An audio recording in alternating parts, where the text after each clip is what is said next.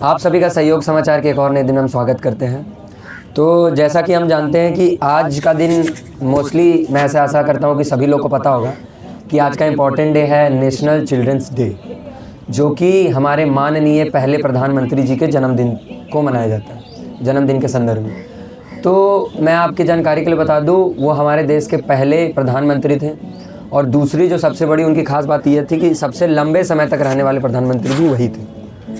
और कहा जाता है कि जब वो प्रधानमंत्री थे तो बच्चों से उनका बहुत ज़्यादा लगाव था, और जब प्रधानमंत्री आवास में बच्चों का आना जाना रहता था, खास करके उनके जन्मदिन पे बच्चे आते थे, बच्चों उनके साथ खेलते थे, और उन्हें एक बच्चों के द्वारा स्पेशल नाम भी दिया गया था जिसे हम चाचा नेहरू के नाम से जानते हैं। तो ये सब चीज़ें उनके और बच्चों के प्रति जो रिश्ता है वो दिखाता है। और उसके बाद उनके रिस्पेक्ट में हमने उनके जन्मदिन को नेशनल चिल्ड्रंस डे के तौर पे मनाना स्टार्ट कर दिया।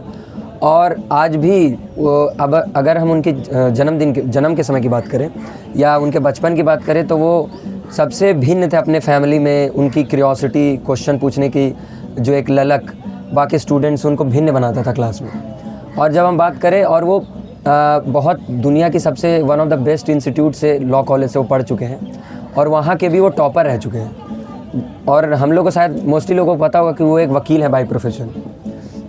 जब भी वो वकीली मतलब प्रोफेशन में थे, तब भी उनकी जो आर्ग्यूमेंट्स थी वो बाकी सब वकील से काफ़ी अलग रहती थी, क्योंकि उनको सोचने का तरीका बहुत अलग था। उनकी एक काफ़ी फेमस किताब है जो उनके पर्सनैलिटी को बताती है, जिसे कहते हैं वंडर दैट इज़ भारत शायद। तो वही पूरी हिस्ट्री बताते हैं उसमें कि किस तरीके से भारत की कल्चर और डाइवर्सिटी बहुत अलग है। क्योंकि जब वो प्राइम मिनिस्टर बनने से पहले काफ़ी सारे हमारे भारत के हर एक एरिया में उन घूमे थे और लोगों से इंटरेक्ट किया उन्होंने। और जब इंटरेक्शन के बाद उनकी जो जितने भी ऑब्जर्वेशन रहे वो किताब में उन्होंने लिखा। वो किताब आज इतना खास है कि इतिहास के जितने भी विद्यार्थी हैं या कोई भी स्कॉलर्स हैं, वो उस किताब का चयन करते हैं कि हमें रिसर्च में हमारी मदद मिले या हमारे स्टडीज़ में। तो वो बाकी बच्चों से उनको खास बनाता था उनके बचपन में। और जब वो प्रधानमंत्री बने तब भी उस समय के समकालीन के जितने भी प्रधानमंत्री और राष्ट्रपति थे, उनको उन सबों से खास बनाता था। क्यों? क्योंकि वो भारत की कल्चर जो महात्मा गांधी और भारत के कल्चर जैसे नॉन वायलेंस है, उसको आगे लेके बढ़ा उन्होंने। फिर दूसरी बात, उन्होंने हमेशा से नॉन अलाइंग मूवमेंट जो हम सभी जानते हैं वो लेके चले आगे। फिर पीस को लेके हर तरफ उन्होंने काम किया। लगभग अफ्रीका के जो देश हैं उनकी हमेशा से कोशिश यही रही कि उनको आज़ादी जितने जल्दी से जल्दी मिल पाए, क्योंकि भारत की आज़ादी के बाद भी काफ़ी सारे ऐसे देश थे जिनको आज़ादी मिलने में 10 से 20 साल समय लगा। नहीं, देश जैसे अफ्रीका के काफ़ी सारे देश हैं, और जैसे साउथ अफ्रीका काफ़ी समय बाद उनको आज़ादी मिली। तो इंडिया के प्राइम मिनिस्टर और इंडिया के फॉरेन मिनिस्टर होने के नाते उन्होंने हमेशा दूसरों देश के लिए और अपने देश के इंटरनेशनल रिलेशन को इस तरीके से मैनेज किया कि आज भी उनकी इंटरनेशनल रिलेशनशिप की जो पॉलिसीज़ हैं वो इतनी ज़्यादा मायने रखती है कि रिसर्चर या स्कॉलर्स, यहाँ तक कि आज की सरकार वो फॉलो कर रही है। तो सोच सकते हैं कि वो हमारे लीडर जो थे, वो जो आज से करीब 50 साल 60 साल पहले वो हमारे देश के प्रधानमंत्री थे, लेकिन उनकी विज़न कितने आगे तक, विजनरी कितने ज़्यादा थे वो, कि उनकी पॉलिसीज़ आज भी काम कर रही है। जिस तरीके से उन्होंने काफ़ी सारे जैसे उनकी दिक्कतें हुई उनसे चाइना के साथ जो रिलेशन को लेकर हुई, लेकिन उनकी सबसे बड़ी मजबूती भी और कमजोरी भी हम कह सकते हैं उनका विश्वास करना। उन्होंने चाइना पे बहुत ज़्यादा विश्वास कर लिया, लेकिन चाइना ने उस विश्वास को तोड़ते हुए हम पे वॉर कर दिया, और हम वो बार आगे चल के हार गए। तो कुछ चीज़ें हैं जो उन्हें दिखाती है कि काफ़ी ज़्यादा काइंडनेस उनमें ज़्यादा थी, और वो काइंडनेस उन्हें कभी कभी ऐसा एहसास दिलाई कि ये होना गलत है। तो कह सकते हैं जो क्रूर शासक या एकदम जो स्ट्रॉन्गेस्ट लीडर, वो थोड़ा नहीं बन पाए। उनकी बेटी बहुत बनी, जिन्हें हम इंदिरा गांधी के नाम से जानते हैं। तो आज इस दिन पे हम उन्हें ज़रूर चाहेंगे जहाँ भी वो हो, अच्छे वातावरण में हो, सही हो और सुकून से रहें, और आने वाली पीढ़ी उनकी इज्जत हम जैसे कर रहे हैं और उनके आइडियाज़ जैसे हम जान पा रहे हैं वो भी जाने और सीख पाए कि राष्ट्रीय बाल दिवस किस लिए मनाया जाता है, किन के लिए मनाया जाता है और इसके पीछे क्या कारण है। अब तो ये बात हो गई राष्ट्रीय बाल दिवस की, जो कि लगभग लोग जानते होंगे, लेकिन एक और महत्वपूर्ण दिवस है आज ही के दिन, जो कि विश्व डायबिटीज़ दिवस, जिसे विश्व मधुमेह दिवस कहते हैं। तो मेरे हिसाब से लगभग आप लोगों को पता होगा कि दुनिया में हमें डायबिटीज़ कैपिटल ऑफ वर्ल्ड कहा जाता है। मतलब विश्व में सबसे ज़्यादा डायबिटीज़ के मरीज स्टेज 1, स्टेज 2, स्टेज 3 तीनों यहाँ पे हैं। और इतनी ज़्यादा हमारे यहाँ स्थिति ख़राब है कि हमारे लाइफस्टाइल के कारण हमारे जो कह सकते हैं खाने की जो तरीके हैं या खाने के जो पदार्थ हैं उसमें इतना बदलाव आ गया है समय के साथ कि लगभग लोगों को ऐसा माना जा रहा है कि अभी तो पता भी नहीं चल पाया है कि लगभग लोगों को डायबिटीज़ के सेकंड स्टेज या फर्स्ट स्टेज हो सकते हैं। तो इतनी ज़्यादा चिंता की विषय है। पहली बात तो डायबिटीज़ होता क्यों है? डायबिटीज़ होता है आपके शरीर में जो जिसे कहते हैं इम्यून सिस्टम, वो आपका कमज़ोर हो जाता है। क्यों? शुगर ज़्यादा खाने के कारण। शुगर में ज़्यादा ग्लूकोज होता है। और जब कोई भी चीज़, हमारे शरीर पूरी बैलेंस है, चीज़ें सभी बैलेंस में हैं। अगर आप एसिड की बात करें तो वो भी बैलेंस में है, बेस की बात करें वो भी बैलेंस में है। लेकिन जब भी कोई चीज़ें बढ़ जाती है, ग्लूकोज को तोड़ने में समय लगता है। और जब हम बड़ी मात्रा में ग्लूकोज खाते हैं, जैसे कहा जाता है डॉक्टरों के द्वारा कि सुबह सुबह खास करके चीनी का सेवन नहीं करना चाहिए, क्योंकि चीनी डोपामीन बहुत बड़े पैमाने पे देती है।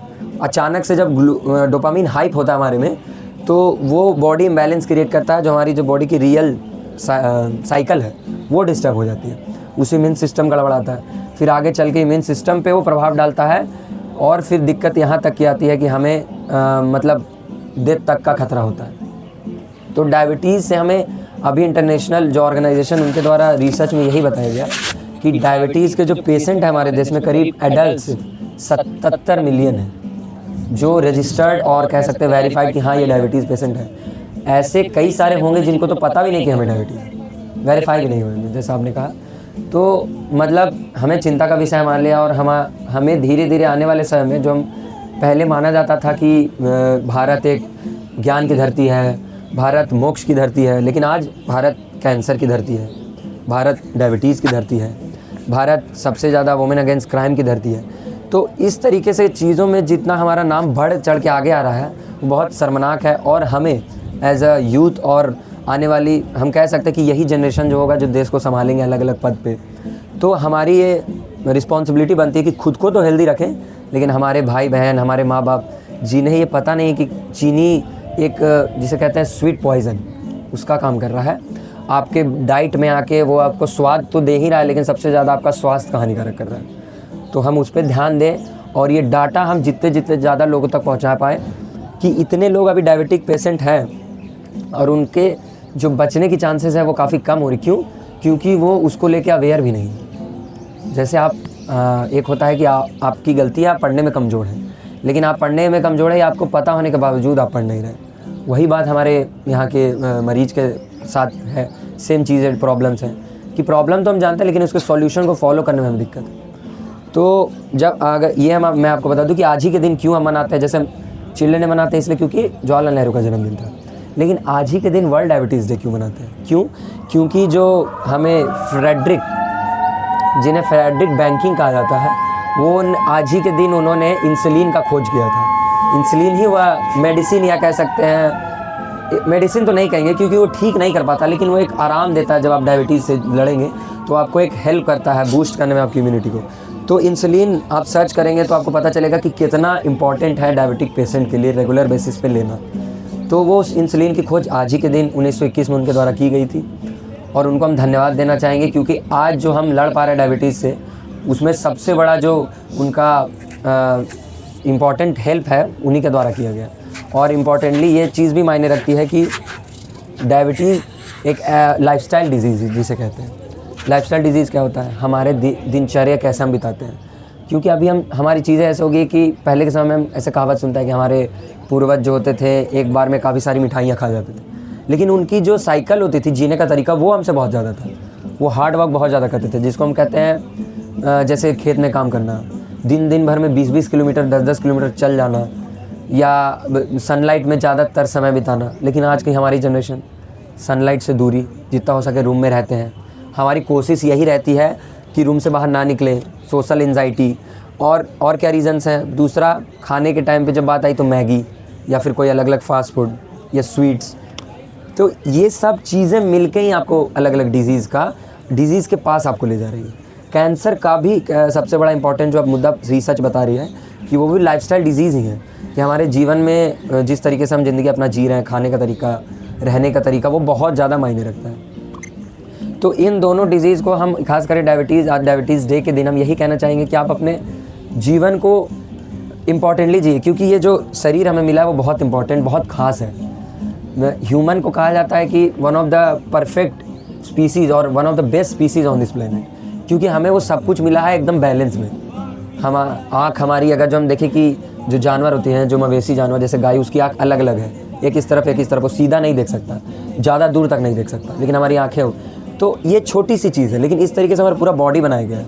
और जब इस बॉडी को हम इन सब बीमारियों से ग्रसित कर रहे हैं, उस पर ध्यान नहीं दे रहे हैं, तो मेरे हिसाब से इस बॉडी की बहुत बड़ा अपमान होगा और हमारे लिए भी, क्योंकि जब ये बीमारी होती है ना, धीरे धीरे जान आपकी लेती है, वो आपके लिए बहुत दर्दनाक होता है, और आपके फैमिली के लिए भी कि किस तरीके से वो सामने मरते देखते हैं, आपको बचा भी नहीं पाते। तो हम यही चाहेंगे कि हम आने वाले समय में जितना हो सके हम नंबर डायबिटीज़ का घटते हुए सुने और ख़ुद भी अपने आप में बदलाव करें कि चीनी जितना से जितना हो सके कम कर खाएँ, खाना भी पड़े तो नेचुरल सोर्सेस ले, जैसे गुड़, जैगरी पाउडर या और अलग चीज़ें, इन सब से हम चीनी का सेवन करें या ग्लूकोज का सेवन करें। इसी के साथ हम अगले आर्टिकल पे चलते हैं जो कि डायबिटीज़ से रिलेटेड है। वो है, जैसे हमने सुना होगा डायबिटीज़ अभी चीनी से हो रहा है, लेकिन इस आर्टिकल में राइटर के द्वारा कहा गया कि स्ट्रेस एक बहुत इंपॉर्टेंट पार्ट रखता है डायबिटीज़ को बढ़ाने में। जैसे स्ट्रेस कैसे मायने रखता है? स्ट्रेस साइकिल बनाता है आपके पूरे लाइफ में। जैसे आपने स्ट्रेस लिया, आप पहले ऑलरेडी आपके पास वर्कलोड है और उस स्ट्रेस के कारण आपका वर्क एफिशिएंसी घट गया, और वर्क एफिशिएंसी करने से और आपके स्ट्रेस आएंगे, तो आपके माइंड पे मेंटली पहले जोड़ पड़ेगा। दूसरी बात कि वर्क स्ट्रेस के कारण आप फिज़िकली बहुत फटीग हैं, बहुत ज़्यादा थके हुए हैं, तो थके होने के कारण आपकी जो बॉडी है वो रियली इम्यून सिस्टम, जो हम जिसे कहते हैं पाचन क्रिया, और डाइजेस्टिव सिस्टम, वो सही से नहीं काम कर पाएगी। तो ये सब चीज़ें जुड़ी है कहाँ कि आप जितना हो सके मेंटली स्ट्रेस ना लें अपने वर्क को लेके, अपने एजुकेशन को लेके। जैसे हम आजकल देख रहे हैं ऐसी चीज़ की लाइब्रेरी एक नया ट्रेंड बन गया है, डिजिटल लाइब्रेरी जिसे कहते हैं। वहाँ लोग जाते हैं, लेकिन या तो आधे लोग वहाँ टाइम पास करते हैं, या तो आधे लोग बैठ के सोचते रहते हैं हम कर क्या रहे हैं, क्यों कर रहे हैं, वाकई में पढ़ने से कुछ होगा भी, या टेंशन लेने लगता है कि यार घर छोड़ के आए हैं, पढ़ाई नहीं हो पा रही है, सामने वाला पढ़ रहा है, एक कंपटीशन की भावना आती है दिमाग में, फिर लगता है कि हम तो यहाँ गलत। तो ये सब चीज़ें चला के, और हम अपने पहली तो बात, हमारा मेंटल ऐसे ही काफ़ी सारे कॉम्प्लेक्स सिचुएशन में जुड़ा हुआ रहता है हमारा दिमाग, और स्ट्रेस के कारण और बढ़ जाता है। तो हमारी जो साइकिल है, जैसे कि पहले बताया हमें, वो गड़बड़ाती है। तो डायबिटीज़ में भी ये रिलेटेड है। तो स्ट्रेस, एक नई रिसर्च बताया गया कि स्ट्रेस जितना हो सके आप कम लें। जब भी आपको स्ट्रेस हो तो एक जिसे कहते हैं रेस्पिरेटरी एक्सरसाइज है, आप लंबा सांस लें और कुछ समय के लिए आप सांस को रोकें, फिर धीरे छोड़ें, ऐसे 4-5 बार। और दूसरी चीज़, आप खुद को ये समझाएं कि परीक्षा कभी भी आपका जीवन का मायने नहीं रखता। हाँ, बोलने में बहुत बड़ी बात लगती है, रियलिटी में होती है, लेकिन वाकई में नहीं मायने रखता है। जीने के लिए ज़िंदगी हर कोई जी रहा है और खुशी से जी रहा है। ये आपको मायने ये रखता है कि आप हेल्दी हैं या नहीं, आपके फैमिली वाले हेल्दी हैं या नहीं। क्योंकि अगर आप एक समय के बाद जितना पैसा कमा ले, आपको भगवान न के कैंसर हो जाए या किसी प्रकार की बहुत बड़ी लाइलाज बीमारी हो जाए, तो आपके पैसे सारे राख, कोई काम के नहीं होंगे। तो ये इंपॉर्टेंट चीज़ है जो कि बताया गया। और एक क्या दिक्कत निकल के आती है डायबिटीज़ के द्वारा, उसको कहते हैं ऑटो इम्यून डिसऑर्डर। उसमें क्या होता है, हमारी इम्यूनिटी सिस्टम हमारे खिलाफ ही काम करने लगती है। मतलब जो चीज़ हमें बचाने का कार्य कर रही थी पहले, लेकिन वो कैंसर जैसे अलग बीमारियाँ, एड्स में भी वही होता है जिसको कहते हैं एक्वायर्ड इम्यूनिटी डिफिशिएंसी सिंड्रोम, जिसमें भी हमारा इम्यून सिस्टम ही गड़बड़ा जाता है और वो जो बीमारी से लड़ने के बजाय हमारे सेल से लड़ने लगता है। और ये दिक्कत यहाँ चल के आती है कि हमारा सेल को वो मारने लगता है धीरे धीरे, और धीरे धीरे हमारे बॉडी को पूरी तरीके से ख़त्म कर देता है। तो ये problem auto immune disorder, diabetes हो गया, एड्स हो गया, और अलग अलग काफ़ी सारी बीमारियाँ से होती हैं। तो इतना बताने के बाद अंतिम यही है कि लाइफस्टाइल पे आपको फोकस करना है, कोई बड़ी चीज़ नहीं है। बीमारी ना हो जेनेटिक वो अलग चीज़ है, लेकिन सबसे जो हमारे हाथ में वो है हमारी लाइफस्टाइल। हम कैसे कितने सुबह उठते हैं, क्या हमारी स्लीप साइकिल है, क्या हमारा खाने का तरीका है, वो। इसके साथ हम एक और इम्पॉर्टेंट आर्टिकल करेंगे, उसके बाद हम विराम देंगे आज के सहयोग समाचार को। एक और इम्पॉर्टेंट आर्टिकल है वो पाकिस्तान से आया है। पाकिस्तान के राष्ट्रपति को पार्लियामेंट के द्वारा, और वहाँ के काफ़ी सारे जो बड़े आर्मी जनरल्स हैं, उन दोनों को ऐसी एक कह सकते बेइंतहा पावर दी गई वहाँ के पार्लियामेंट के द्वारा कि वो हमें सुनने के बाद लगे कि वहाँ तो सीधी सीधी जिसको तानाशाह की सरकार वो कर रहे हैं। क्यों? क्योंकि जिसे कहते हैं इम्यूनिटी, वो इम्यूनिटी की बात नहीं कर रहे हैं जिससे हम अपने मतलब लड़ते हैं हमारे डिजीज़ से। वहाँ इम्यूनिटी की बात हो रही है, ऐसी इम्यूनिटी कि आपको किसी भी तरीके से कोई भी जो आप पे जुर्म लगाया गया है उससे आपको किसी प्रकार का कोई ख़तरा ना हो, आप कभी आपको कोई कभी जेल में नहीं डाल सकता, कोई आप पे किसी तरीके के मतलब केसेस करेगा तो नल एंड वाइड हो जाएगा ऑलरेडी। मतलब ये देना आप समझ सकते हैं कि कितनी बड़ी अथॉरिटेरियन जिसको कहते हैं हम, तानाशाह, या जिसे हम कहते हैं कि एक अथॉरिटी के पास पावर चली जाए। वहाँ की आर्मी ऑलरेडी ओवर पावर्ड है।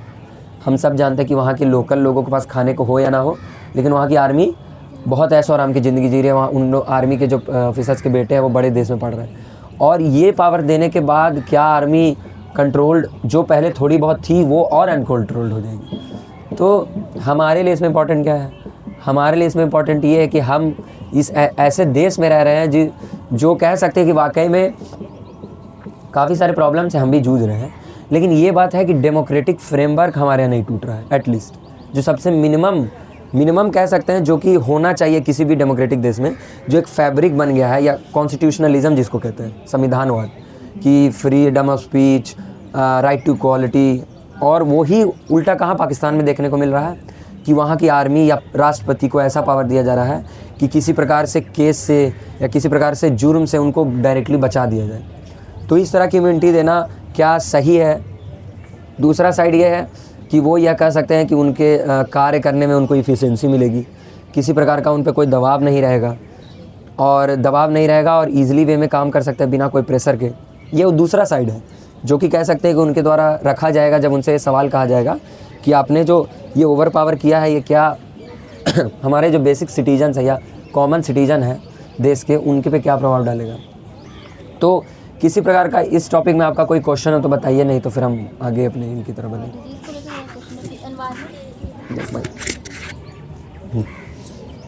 जैसे कि डिजीज़ को लेकर मेरा क्वेश्चन है कि एनवायरनमेंट हमारे हेल्थ को कैसे इफेक्ट करता है और कितना इफेक्ट करता है?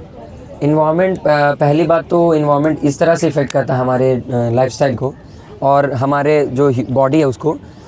पहली बात तो इन्वायरमेंट पहले से अपने खुद की साइकिल से चल रहा था, लेकिन अब जब से हमने पोल्यूशन बढ़ाया, जब से हमने कार्बन बहुत ज़्यादा बड़े मात्रा में कार्बन गैस को निकालना छोड़ी, इमिशन हो गया, तो उसके बाद इन्वायरमेंट को हम खुद ही साइकिल चेंज कर चुके हैं। इन्वायरमेंट डिग्रेडेशन बहुत बड़े लेवल पे हो रहा है और उसका देखिए, पहली बात हमसे इन्वायरमेंट बर्बाद हुआ और इन्वायरमेंट बर्बाद होने के कारण सबसे प्रभाव मनुष्य पे ही पड़ रहा है। लेकिन ये चीज़ें क्या आप सोच रहे होंगे कि प्रभाव पड़ रहा है तब भी क्लाइमेट चेंज पे हम क्यों नहीं फोकस कर रहे हैं? क्यों? क्योंकि प्रभाव बहुत धीरे है, अभी धीमी स्पीड से है और बहुत कम लोगों तक है। अगर जो इसी का लेवल बढ़ने लगेगा, देखिए त्राहिमाम आएगी, फिर लोगों पॉलिसीज़ बनाना स्टार्ट करेंगे, या तो फिर अगर हो तो ऐसी क्या पता जो हम साइंस 5 मूवी में देखते हैं कि लोग मार्स जाने की तैयारी कर रहे हैं, वो सच होता दिखेगा। तो आपने जैसा कि सवाल किया कि इन्वायरमेंट हमारे लाइफस्टाइल में इस तरह से करती है कि जैसे हमने कल के 2-3 आर्टिकल में डिस्कस किया था, कल के दिन ही, परसों के दिन, कि जब हम गर्म जगह पे रह रहे हैं तो उस तरह के हमें भोजन भी करनी चाहिए, उस तरह के हमें कपड़े भी पहनने चाहिए, उस तरीके के हमारा सोने का तरीका भी होना चाहिए। जैसे काफ़ी सारे एरियाज़ हैं नॉर्वे में जहाँ ना दिन ना रात, हमेशा दिन रहता है 6 महीने, या हमेशा रात रहता है। सुना होगा, ये कोई फेरी टेल की कहानी नहीं है, रियलिटी है। तो उन लोग का जो स्लीप साइकिल वो हमसे बहुत अलग है। कोई लोग दिन में सोते हैं, वो अपना साइकिल ढाल लिए, लेकिन इंडिया एक हमारे यहाँ बेसिस है कि 6 बजे या 7 बजे हमेशा रात हो जाती है और सुबह 5-4 बजे तक सुबह हो जाती है। तो ये साइकिल बनी नेचुरल, लेकिन हम क्या कर रहे हैं, इस इन्वायरमेंट के साथ नहीं चल रहे, हमारी साइकिल उल्टी पड़ गई है। अब हम नाइट ऑल जिसे कहते हैं, एक नया टर्म निकल गया है, रात के उल्लू। रात के उल्लू यह है कि हम रात में पढ़ रहे हैं और सुबह सो रहे हैं। क्यों?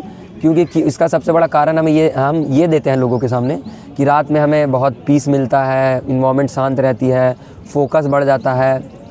लेकिन आज तक के इतिहास में तो जैसे हमारी जनरेशन से पहले भी काफ़ी सारे IAS ऑफिसर हुए थे और काफ़ी अच्छे नंबर से उन्होंने भी मास को पास किया, और काफ़ी सारे ऐसे लीडर्स भी जो यही स्लिप साइकिल, जो नेचुरल स्लिप साइकिल है, उसको फॉलो करके ही उन्होंने अपने मतलब पढ़ाई को आगे बढ़ाया, अपने जीवन को आगे बढ़ाया और उन्होंने अच्छा काम किया। लेकिन हमारे द्वारा जो तथ्य दिए जा रहे हैं वो पूरी तरीके से साइंस के लिए मायने नहीं रखती, क्योंकि साइंस हमेशा से यही कहता है कि सुबह के जो समय है उस समय में आदमी का माइंड, क्योंकि पहले से हम सो लिए होते हैं या जो बॉडी साइकिल हमारी बनी हुई है उसमें हमें आराम मिल जाता है, तो एक फ्रेश समय रहता है।